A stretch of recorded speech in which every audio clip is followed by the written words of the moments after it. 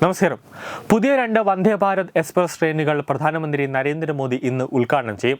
ഗുജറാത്തിലെ ദാഹോദിൽ നിന്നാണ് video conference വഴി വന്ദേ ഭാരത് എക്സ്പ്രസിന്റെ ഉദ്ഘാടനം ഓട്ടം ഫ്ളാഗ് ഓഫ് ചെയ്തത്. ഗുജറാത്തിലെ സബർമതി വരാവേൽ റൂട്ടിലാണ് പുതിയ സർവീസ് അനുവദിക്കുന്നത്. മെയ് 27 മുതലാണ് സർവീസ് ആരംഭിക്കുന്നത്. സബർമതിയിൽ നിന്നും പുലർച്ചെ 5:25 പുറപ്പെട്ട് അതേ ദിവസം ഉച്ചയ്ക്ക് 12:25 വരാവേലിലെത്തും. വ്യാഴാഴ്ച ഒഴികെയുള്ള എല്ലാ ദിവസങ്ങളിലും ട്രെയിൻ സർവീസ് നടത്തും എന്നാണ് അറിയിച്ചിട്ടുള്ളത്.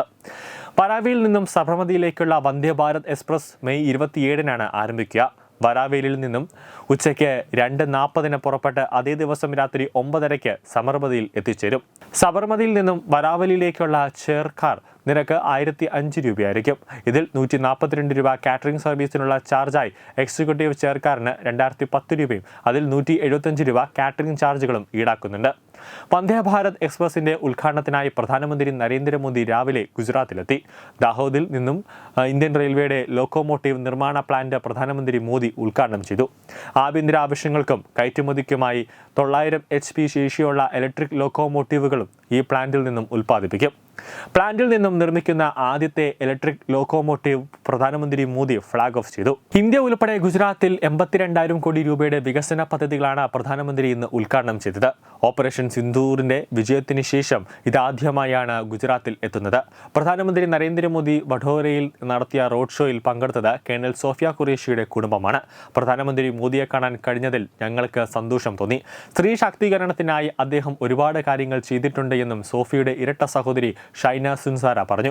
റോഡ് ഷോയിൽ പങ്കെടുക്കാൻ കഴിഞ്ഞത് അഭിമാനകരമായ നിമിഷമാണെന്നും ഷൈന സുൻസാര കൂട്ടിച്ചേർത്തു. നമ്മുടെ പ്രധാനമന്ത്രി എപ്പോഴും മുന്നിൽ നിൽക്കുകയും അദ്ദേഹം എപ്പോഴും നമ്മോടൊപ്പമുണ്ട് എന്നും രാജ്യത്തെ ജനങ്ങൾക്ക് ഉറപ്പ് നൽകുകയും ചെയ്യുന്നത് അഭിമാനകരമാണെന്നും അവർ കൂട്ടിച്ചേർത്തു. റോഡ് ഷോയ്ക്കിടെ പ്രധാനമന്ത്രി മോദി നമസ്കാരം പറഞ്ഞു. ഞങ്ങളും തിരിച്ച് നമസ്കാരം പറഞ്ഞു. ഇതൊരു വ്യത്യസ്തമായ നിമിഷമായിരുന്നുവെന്നാണ് സോഫിയ ഖുറേഷിയുടെ സഹോദരിമാർ പറഞ്ഞത്. എനിക്കത് വാക്കുകളിൽ പ്രകടിപ്പിക്കാൻ കഴിയില്ല. നമ്മളെല്ലാവരും നിങ്ങളോടൊപ്പം നിൽക്കുന്നുവെന്നും ആരും ഭയപ്പെടേണ്ടതില്ല എന്നുമാണ് അദ്ദേഹം ലോകത്തിന് ഒരു സന്ദേശം നൽകുന്നത് പോലെ തോന്നിയെന്നും സഹോദരി പറഞ്ഞു. സ്ത്രീ ശാക്തീകരണത്തിനായി പ്രധാനമന്ത്രി മോദി വളരെയധികം കാര്യങ്ങൾ ചെയ്തിട്ടുണ്ട് എന്ന് ഷൈന സുസാര കൂട്ടിച്ചേർത്തു. കേണൽ ഖുറേഷി തന്റെ ഇരട്ട സഹോദരിയാണെന്നും തനിക്ക് 15 മിനിറ്റ് മുമ്പ് ജനിച്ചതാണെന്നും അവർ പറഞ്ഞു.